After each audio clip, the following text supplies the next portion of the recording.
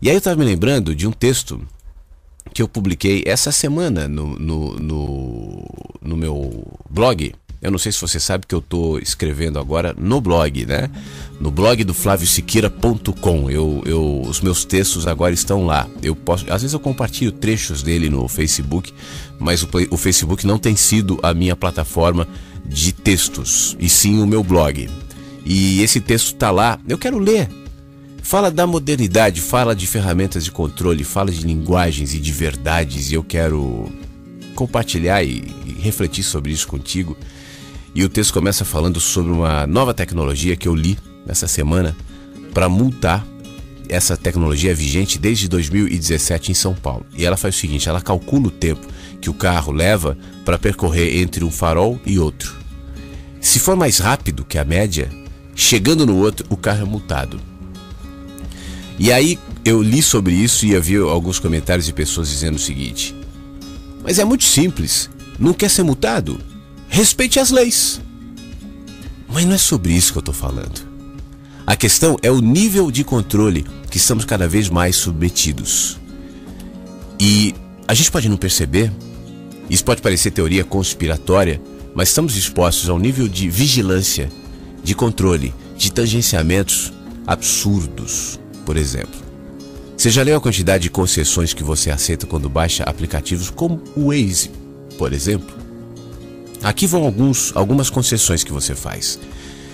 Ler suas mensagens de texto, tirar fotos e gravar vídeos, gravar áudios, ler e escrever dados de contato, ler eventos do calendário e informações confidenciais, ler conteúdo do cartão SD, modificar ou apagar conteúdos do cartão de memória, adicionar ou remover contas, criar contas e definir senhas, acesso total à internet, receber dados da internet, ver status da rede, e a lista segue. Se você duvida, dá uma olhada ali, informações da aplicação no seu celular, e tá tudo lá, tá tudo lá. Não só o Waze, mas muitos aplicativos.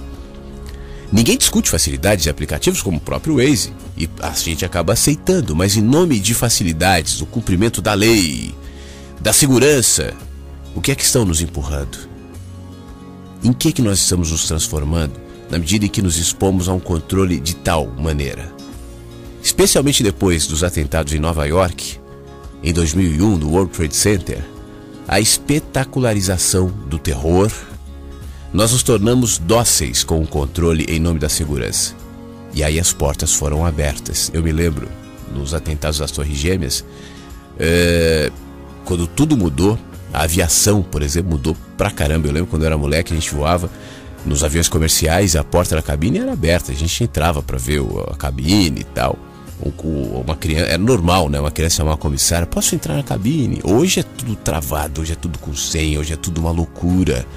Não estou dizendo que deve ou não deve ser assim, mas eu estou dando obviamente um exemplo entre milhões de exemplos. Mas a gente obviamente aceita, porque é em nome da segurança. As câmeras, as vigilâncias, os drones fazendo patrulhamento, em nome da segurança, nos sentimos mais seguros. E aí, estranhamente, a imprensa, os jornais, a televisão, a internet, sempre reproduzindo em escala gigantesca notícias de terror, notícias de guerra, notícias de morte, notícias de homens-bombas, de Estado Islâmico, e a gente em estado de pânico cada vez maior. Por favor, me salve, por favor, me proteja. Nós vemos hoje nas eleições do Brasil o discurso da segurança, né, como é o mais forte, ainda que ninguém faça nenhuma proposta real para a segurança. Aquelas de sempre. Vamos construir não sei quantos presídios, ou vamos dar armas para todo mundo, e fica nisso. Mas a gente quer um paliativo. Faça uma pesquisa em seu computador, por exemplo. Passagens aéreas. E você vai receber propagandas incessantes em quaisquer sites que você entrar. Vai durar um tempo isso. Qualquer coisa. Coloca aí, quero comprar um mouse no Google. O próximo site que você entrar vai ter ali mouses em ofertas, lojas, não sei o que, não sei o que, não sei o que. Os algoritmos criados para melhorar a sua experiência na rede, mas que na verdade existem para nos formatar diante de conteúdos de vendas. E não são apenas vendas de produtos, vendas de notícias, vendas de pensamentos, vendas de sonhos. As necessidades que vão sendo criadas na gente. Eu mesmo, eu penso que em pouquíssimo tempo, a função, uma das funções que a tecnologia vai, se não extinguir, mas diminuir muito, é a função do vendedor, né? Aquele cara ou mulher que te recebe numa loja e diz: "Ô, tudo bem, olha, tem isso aqui que fica bem, você, essa roupa tá boa." Eu acho que isso vai diminuir, porque você vai chegar numa loja, por exemplo, e um sensor vai te reconhecer, suas informações já estão aí disponíveis. E o sensor falará com você: "Olá, Flávio, tudo bem? Ontem você estava procurando um mouse, essa loja vende um mouse sensacional, inclusive eu sei que você está querendo uma calça nova." Tudo tecnologicamente, aí você já vai ver uma foto tua com a calça nova. Tudo muito formatado. O fato é que a sociedade descrita por George Orwell no livro 1984, com suas teletelas, duplo pensamentos, 9 fala, já está em vigência com níveis de sofisticação que o autor jamais imaginou. No continente autoritário do Big Brother, a 9 fala, por exemplo, e esse é outro componente dos dias atuais, existia para diminuir as palavras. Quase como uma fábrica de bordões que condensava ideias e domesticava o pensamento. Aliás, enquanto eu leio esse texto, esse trecho, eu estou me lembrando de um movimento que houve há poucos anos. Poxa, é uma pena que não está muito claro. Por favor, se eu estiver errado, me corrija. Mas eu me lembro de um movimento do MEC, de alterar a linguagem, inclusive nos dicionários, para uma coisa mais reduzida mesmo, aceitando, incluindo abreviações e falas mais curtas. Eu me lembro de uma coisa do tipo, tanto que eu estava conversando com a minha mãe um dia desse, e ela falava assim: "Você viu isso? O que você acha?" Tal. E eu estava dizendo para ela: "Mãe, você sabe que a gente pensa por letras, por palavras. Em nós existe um oceano muito maior do que os nossos pensamentos são capazes de reproduzir, né?" Por isso eu estava falando mais cedo que a percepção que nós temos diante da vida é muito mais sutil do que a nossa linguagem. O que eu consigo articular como frases, como ideias, como linguagem, é uma parte daquilo que em mim vive sem linguagem. No entanto, ao desenvolver a minha linguagem, eu tenho mais facilidade de extrair de dentro de mim aquilo que não cabe, obviamente, em todas as linguagens, mas talvez se expresse de maneira mais eloquente ou mais ampla, a partir do momento que eu consigo vincular esse oceano às palavras. Diminuir as palavras é diminuir o pensamento.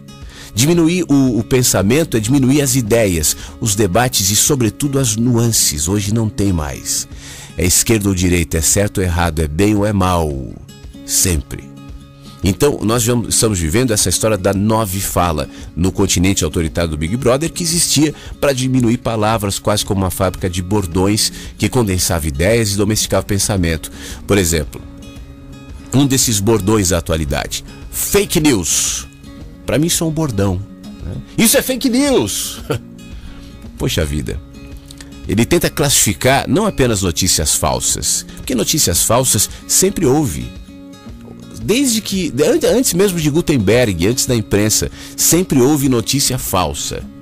Mas não se trata disso.